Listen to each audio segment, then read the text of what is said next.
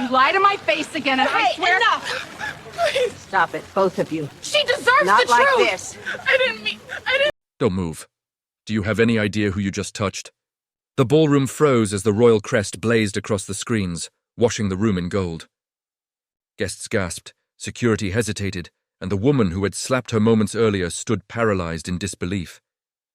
Amara didn't raise her voice. She didn't need to. The weight of her identity, hidden all night, now shifted the entire room. Whispers collided with panic as everyone realized the nobody they ignored was someone they should have never underestimated. This is the story of a queen mistaken for less. Welcome, story lovers! From where are you watching? Hit the like button and drop your city name in the comments so we can see how far our story travels. She never cared for the attention that came with wealth or titles. To most people, Amara was simply a quiet woman with warm eyes and a reserved smile, someone who moved through the world gently, observing more than she spoke. She lived her days with an ease that felt intentional, choosing simplicity over spectacle, even as the wife of a billionaire philanthropist. She preferred mornings on the balcony with tea instead of grand appearances, handwritten letters instead of public speeches, and modest clothes instead of glittering gowns. But anyone who truly looked closer would notice the strength beneath her calmness. Born into a community where her dark skin often made her a target for whispers and dismissive glances, Amara had learned early how to carry herself with grace in rooms where she was underestimated. Her life had been shaped not by luxury, but by resilience. She had grown used to being overlooked, and even more used to proving people wrong without ever raising her voice. When the invitation to the International Charity Gala arrived, she considered declining. Events like this were often crowded with people who judged before they greeted, who measured worth by lineage and appearance, who assumed kindness equaled weakness. But her husband insisted it would be meaningful, a chance to support a project close to her heart. So she agreed, choosing a simple cream dress that draped elegantly without shouting for attention. The night of the gala, their arrival barely drew a glance. Cameras flashed for others, heads turned for sequined gowns and diamond-draped socialites. Amara didn't mind, not at first.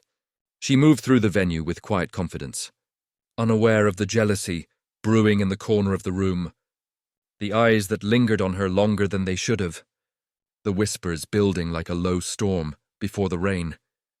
Because while she never sought attention, tonight something about her presence, her poise, her natural gravitas, sparked something ugly in those who believed people like her should stay silent, stay small, stay unseen.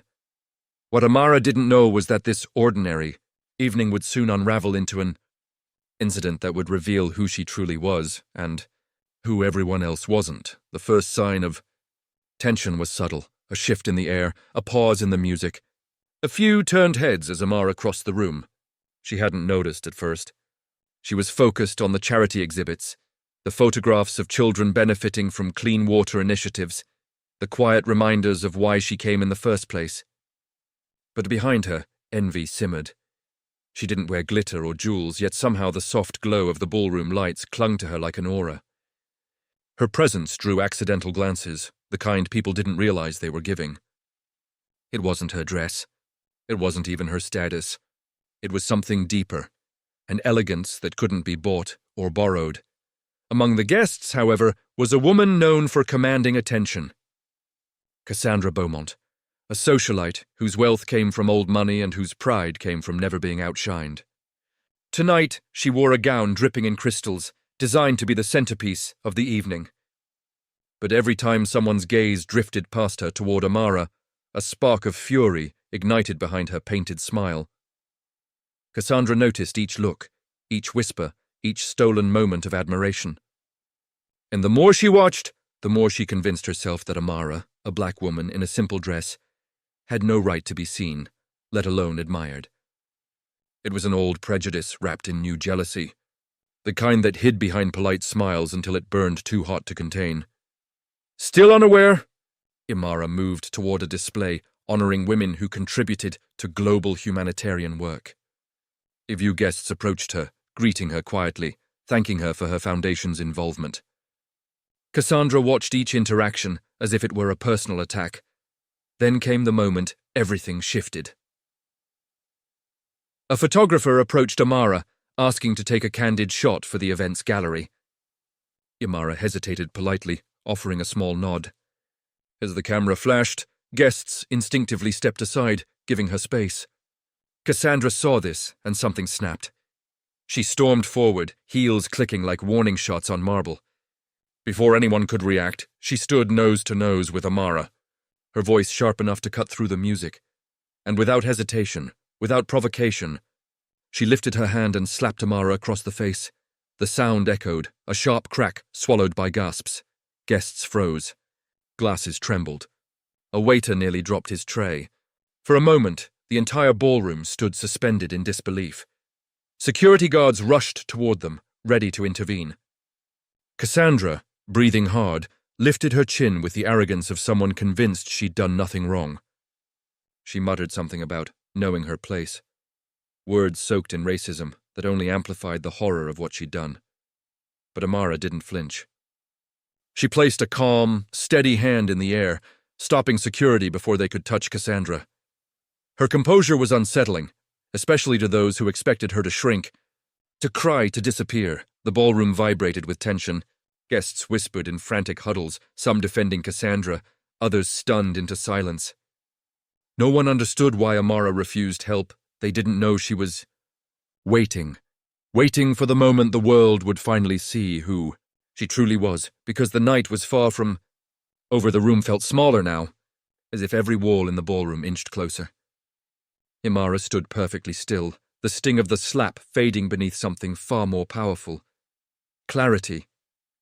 All around her, faces twisted in confusion, guilt, denial, and fear. Cassandra smirked, believing she had reduced Amara to silence. Believing she had proven a point. Believing, as always, that her privilege would shield her from consequence. But then the lights dimmed. A hush rolled across the room. The giant screens above the stage flickered once, twice, then illuminated with a golden crest. A symbol drenched in history, authority, and unmistakable power. Gasps rippled through the ballroom as people recognized it. The royal crest of Arendelle. Amara did not move, but suddenly the room did. Whispers turned into shock. Guests stepped back, eyes widening, mouths parting. Even Cassandra's painted confidence cracked as she stumbled a single step behind, her face draining of color. Nothing made sense. Not yet. And then, slowly, deliberately, Amara lifted her chin.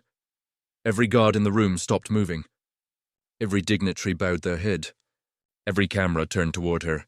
Capturing the moment the nobody they ignored stood revealed, in a way none of them could have imagined. Her core. Simple dress no longer looked simple. Her silence no longer looked passive. Her presence no longer looked accidental, because in that single moment, the truth settled over the ballroom like a bolt of thunder. Amara wasn't just the billionaire's wife. She was the future queen, and the woman who slapped her had just assaulted royalty. Dear audience, where are you watching from? Drop your city name in the comments. Silence wrapped around the ballroom, thick enough to feel. Cassandra trembled now, her earlier arrogance dissolving into panic. The same guests who once whispered behind Amara's back now avoided Cassandra's gaze entirely, as if witnessing her downfall might stain them too. They looked at Amara with awe, with remorse, with the weight of realization sinking into their chests. Yet Amara didn't speak, not immediately. She simply breathed, allowing the truth to settle across the room like dust, finally returning to the ground. When she finally stepped forward, she did so with calm authority. She didn't demand punishment. She didn't seek revenge. Instead, she addressed the event committee, ensuring that charity funds, those meant to help marginalized communities, would be handled with greater transparency and respect. Her words were steady, each one reminding the room that leadership was not defined by wealth or status, but by character. Security escorted Cassandra away, not roughly, but firmly, while cameras captured every second. And for the first time, the socialite felt what she had made others feel for years. Powerless, exposed, answerable. As the night continued, something subtle but profound shifted. People no longer looked at Amara with dismissal or envy. They looked at her with understanding, some even with shame, because tonight had revealed more than a title. It exposed the prejudice, entitlement, and unspoken hierarchy many had silently upheld. Amara left the gala not victorious, but purposeful. Her identity was no longer a secret, but her mission had always been clear, and for those watching, one question echoed louder than the music fading behind her. If one act of prejudice can be witnessed by hundreds, how many go unseen? Thanks for watching. Subscribe for more powerful stories and new videos.